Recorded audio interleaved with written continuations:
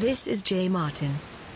There's a significant labor shortage across so many different industries right now.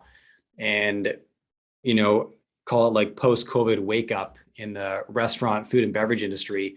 A lot of restaurants aren't able to open full hours right now because they just can't find the staff, right? And so they've been given the green light to get back to business, but they can't because they're short staffed. And so number one, we're definitely seeing slow growth. Would you agree? We're definitely seeing an increase in inflation. Would you agree? And I've heard you say it's not transitory. It's not runaway inflation. It's cyclical inflation. If I got that right. Yeah. Okay. I'd love to understand what that means better. And then share your thoughts on where we're at in the employment cycle and what you're seeing there. So just setting the stage for kind of where the cycle is now, right? We had the COVID recession. Right? We like to forget it, but we all remember it. We have that muscle memory of that event, right? And at the time, when understanding how cycles work, we declared really early on in April of 2020 that this was going to be a very short, a very nasty recession. But the key thing is short.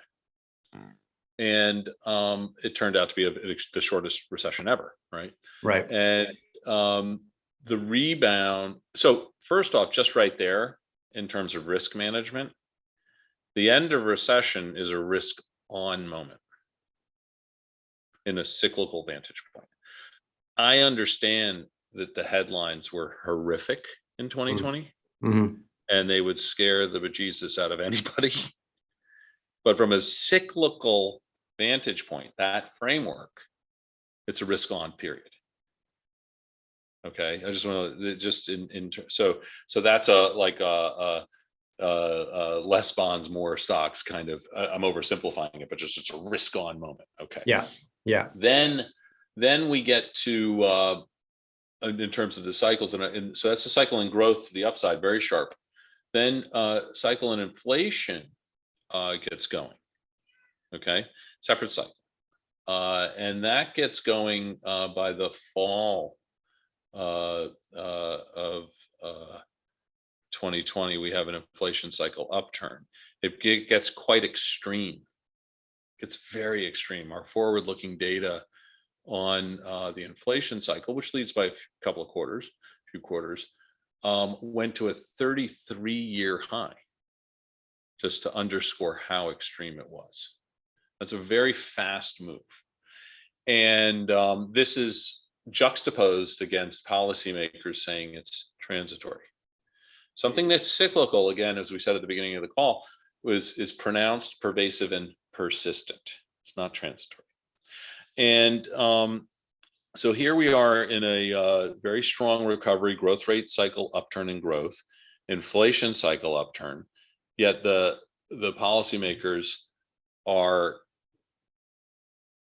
so concerned about what happened in the rearview mirror instead of looking forward. That you've got the Fed with full quantitative easing, low interest rates. We're not worried about inflation. And on the fiscal side, there's additional stimulus checks. I understand there were some in the heat of the moment, but then they just kept coming. There were more and more of them. Okay. Now, all of this is going into an economy that is struggling with shutdowns, right? We're not open yet. So you can't go out and consume services that much. So you're going to consume goods. But the capacity to deal with your goods purchases, you meaning everybody, right? The capacity to deal with those purchases doesn't exist. So any kind of good related inflation, including commodities, shoot to the moon. Now, 2021, we start shifting into reopening. So there's a little bit of reallocation of spending away from goods toward services as the economy is reopening. And the services companies, and we work with these companies, by the way, right? So they're sitting there, these really big services companies, and so they've made it through the drought of no demand for services, and now everybody wants services, so they're selling forward like crazy. This is where you book your vacations, and you all this stuff gets sold forward. Yeah. People are all consuming that right now. Everybody's consuming those things that were sold earlier now. And so when you go to the restaurant or you go to Disneyland or you get to the airport, the whole thing is overwhelmed. It's a lot of pent up demand that you're seeing in the coincident moment. But you need to look forward, right? We need to anticipate, where is this headed? Is the stuff that's happening right now outside our window going to resemble what's going to happen in a quarter or two? And the leading indicators say no, it won't. It's going to be substantially weaker. Okay. And when we look at these metrics again that define where you are, not forward looking data, but that define where we are, output, income, and sales, they all are looking downright recessionary at this point. The broad measures of those characteristics of economic activity, coincident activity. Employment is still adding jobs, and you can't have a recession. A recession is not happening if you're adding jobs. Right. So it helps us understand that there's not a recession unless the data on jobs data gets substantially revised, that there's not a recession in this instant. Yeah.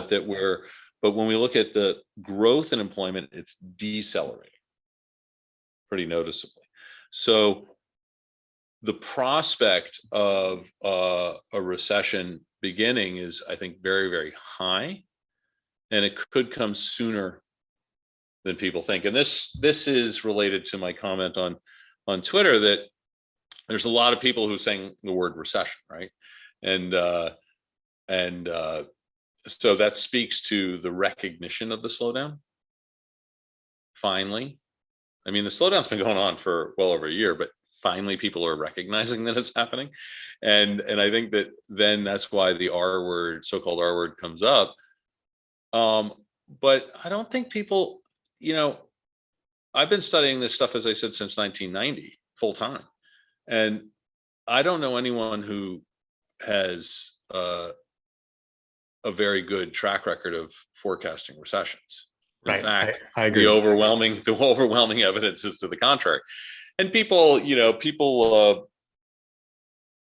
forecast often. If you're going to forecast often, and some of them will look good.